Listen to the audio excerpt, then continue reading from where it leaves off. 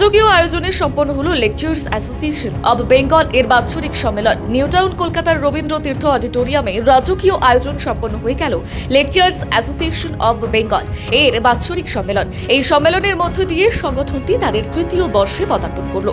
গত 3 বছরে সমাজের নানা ক্ষেত্রে উল্লেখযোগ্য ভূমিকা পালন করে এক অনন্য দৃষ্টান্ত স্থাপন করেছে লেকচার্স অ্যাসোসিয়েশন অব বেঙ্গল।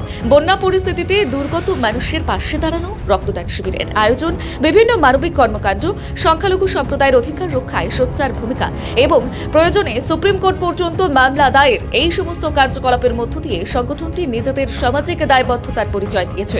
এই সাফল্যের ধারাবাহিকতায় তৃতীয় বর্ষের বাৎসরিক সম্মেলনের মঞ্চ থেকেই সংগঠনের নিজস্ব পত্রিকা দি ভয়েস অফ ল্যাব এর আনুষ্ঠানিক উন্মোচন করা হয়। উপস্থিত বিশিষ্ট অতিথিরা এই পত্রিকাকে সংগঠনের ভাবনা, লক্ষ্য এবং সমাজসেবামূলক কর্মকাণ্ডের একটি শক্তিশালী কণ্ঠস্বর হিসেবেই উল্লেখ করেন। অনুষ্ঠানে উপস্থিত ছিলেন রাজ্য সংখ্যালঘু কমিশনের চেয়ারম্যান আহমদ হাসান ইমরান, অবজারভার পীরজাদা মেহবুল্লাহ হুসাইনি, সংগঠনের প্রেসিডেন্ট ডক্টর মাওলানা আব্দুল্লাহ হিল মারুফ, সাকিরউদ্দিন সরদার অর্থাৎ সাবেক assistant commissioner of Kolkata police, Sohel বাবু, এছাড়া ওয়েজুল হক, প্রেসিডেন্ট বঙ্গীয় বুদ্ধিজীবী মঞ্চ, doctor Tapas Pal, assistant professor Raiganj university সহ বহু বিশিষ্ট ব্যক্তিত্ব। এছাড়াও রাজ্যের বিভিন্ন জেলা থেকে আগত অসংখ্য বরেণ্য ওলামা, বিশিষ্ট আলেম উলামা, প্রখ্যাত বক্তা, শিক্ষাবিদ এবং সমাজকর্মীরা এই সম্মেলনে উপস্থিত ছিলেন। নাম উল্লেখ করা সম্ভব না হলেও প্রত্যেককেই নিজ নিজ ক্ষেত্রে সুপরিচিত এবং সম্মানিত ব্যক্তিত্ব।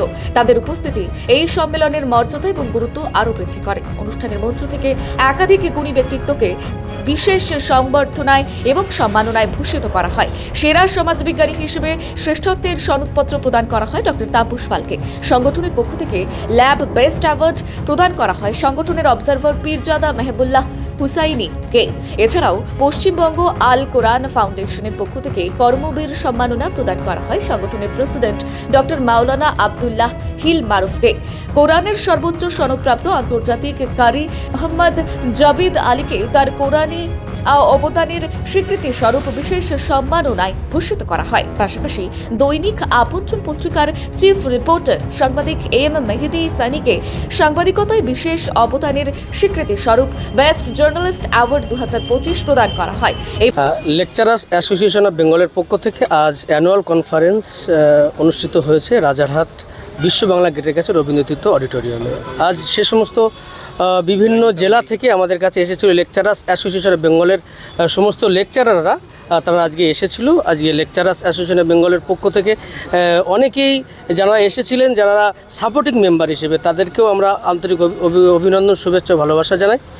পাশাপাশি আজকে আমাদের লেকচারার্স অ্যাসোসিয়েশন অফ বেঙ্গলের পক্ষ থেকে যে সমস্ত আয়োজন যাদেরকে ইনভাইট করেছিলাম তারা সকলে এসেছিলেন। উল্লেখযোগ্য আমাদের ইমরান হাসান ইমরান সাহেব, তিনি আহমদ হাসান ইমরান সাহেব এসেছিলেন ওয়ার্ল্ড হিউম্যান রাইটসের ন্যাশনাল চেয়ারম্যান সোহেলবাবু এসেছিলেন, এবার আমাদের ওয়াইজুল হক সাহেব ছিলেন বুদ্ধিজীবী মঞ্চের চেয়ারম্যান।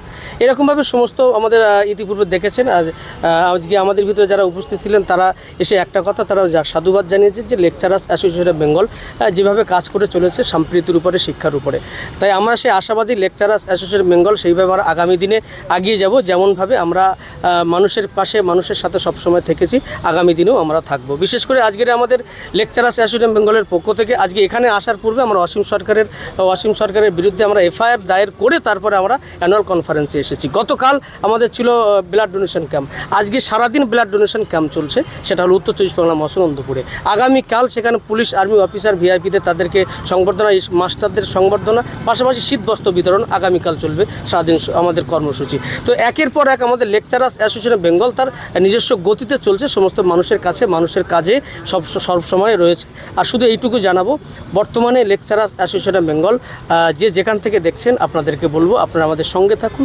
লেকচারার্স অ্যাসোসিয়েশন অফ বেঙ্গলের সাপোর্টিং মেম্বার ফরম ছাড়া হচ্ছে, আপনার সঙ্গে থাকুন। আপনাদের ব্যবহার যেন না করতে পারে কোনো, বিশেষ করে যারা আমাদেরকে তেজপাতার মতো ব্যবহার করছে, ফুটবলের মতো ব্যবহার করছে, যাতে করে আমরা সেই ব্যবহার মানুষকে যেন আমরা না করতে দিই। তাই লেকচারার্স অ্যাসোসিয়েশন অফ বেঙ্গল আমরা মাঠে ময়দানে নেমে পড়েছি।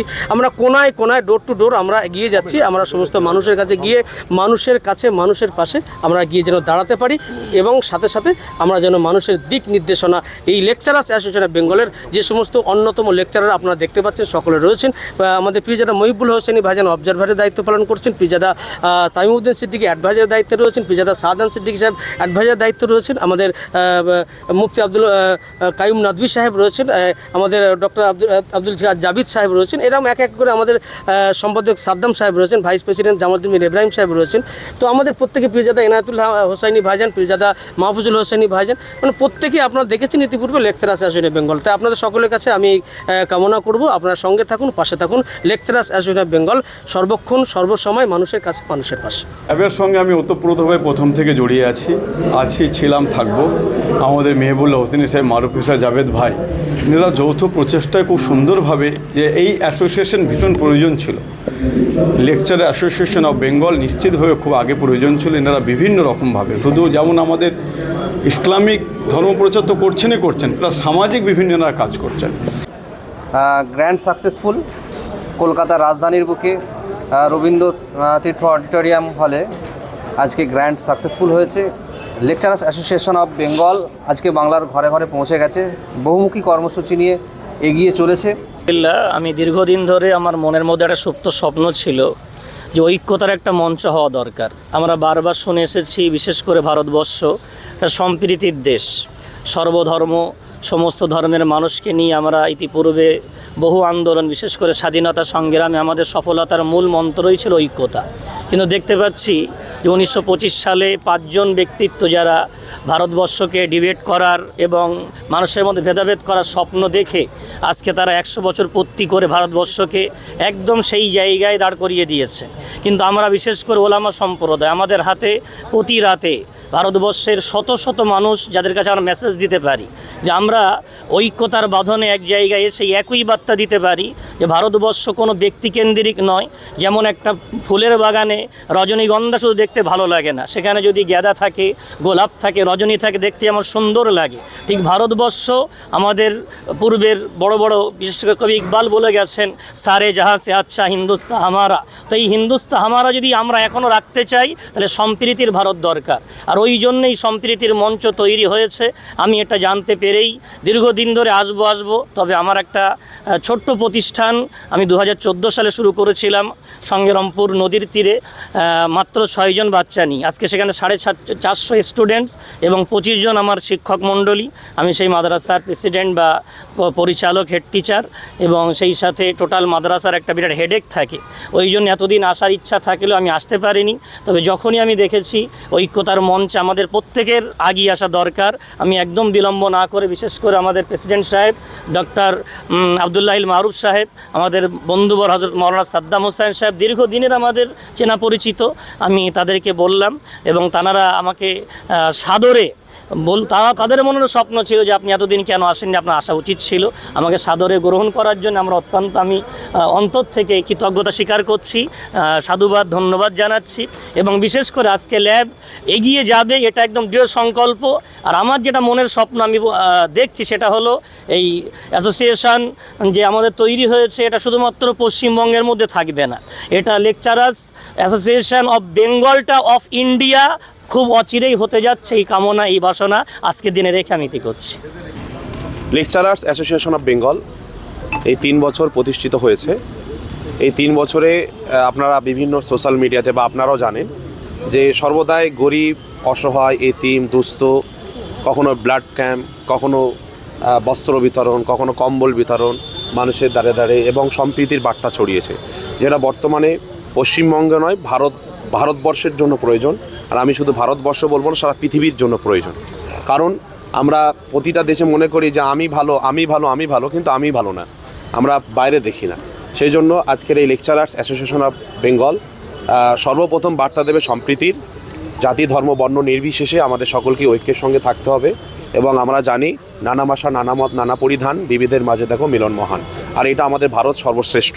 কিন্তু ভারতের কিছু মানুষ আছে যারা ভারতের দালালি করে, মানে অন্য দেশের দালালি করে ভারতের নাম বদনাম করতে চাইছে। আমরা লেকচারার্স অ্যাসোসিয়েশন অফ বেঙ্গলের পক্ষ থেকে তাদেরকে ধিক্কার জানাচ্ছি।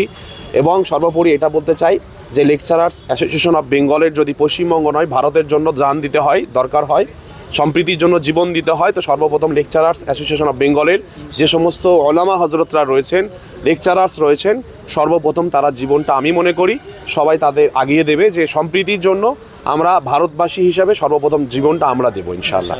এই লক্ষ্যে, এই শপথে আমরা আজকের এই অ্যানুয়াল কনফারেন্স করেছি এবং প্রত্যেকটা মানুষের কাছে বার্তা ছড়িয়েছি, আসো আমরা সম্প্রীতির বার্তা ছড়াই, এসো আমরা ভালো কাজ করি, এসো আমরা মানুষের পাশে দাঁড়াই। কারণ মানুষকে যদি সেবা করতে পারি তাহলে আমরা মানুষ হিসেবে দাবি করতে পারবো। কারণ আমরা জানি পশু হতে গেলে ছাগল হতে গেলে ছাগলের পেট থেকে ছাগল হয়, গরুর পেট থেকে গরু হয়, ইত্যাদি ইত্যাদি। কিন্তু মানুষের পেট থেকে জন্মালে মানুষ হওয়া যায় না, মানুষ হতে গেলে মানসিকতা প্রয়োজন হয়। শুধু শিক্ষায় মানসিকতা তৈরি করে না, আমরা জানি যে আমরা পড়েছি যে লেখাপড়া শিখলেই যে মানুষ হওয়া যায় তা নয়। আমরা দেখেছি কোনো বিধায়ক তারা কথা বলেছে যারা মানুষের মধ্যে পড়ে না, তো সেই দিকে আমরা লক্ষ্য করে শুধু শিক্ষিত হলে হবে না, শিক্ষার মধ্যে বিবেক থাকতে হবে, শিক্ষার মধ্যে প্রীতি থাকতে হবে, শিক্ষার মধ্যে ভালোবাসা থাকতে হবে, শিক্ষার মধ্যে মানবতা থাকতে হবে। যদি শিক্ষার মধ্যে সব কিছু থাকে তাহলেই সেই শিক্ষাটা বাস্তব রূপ দেবে। তো আমরা লেকচারার্স অ্যাসোসিয়েশন অফ বেঙ্গলের পক্ষ থেকে সকলের কাছে বলবো যে আপনারা কামানের ওপরে বিশ্বাস না করে কলমের ওপরে বিশ্বাস করুন, কলমকে চালান। আমরাও যদি কলমের দিকে যাই তাহলে নিশ্চয়ই ইনশাআল্লাহ আমরা একটা লক্ষ্যে পৌঁছাতে পারবো। সকলকে অভিনন্দন, ভালোবাসা জানাচ্ছি।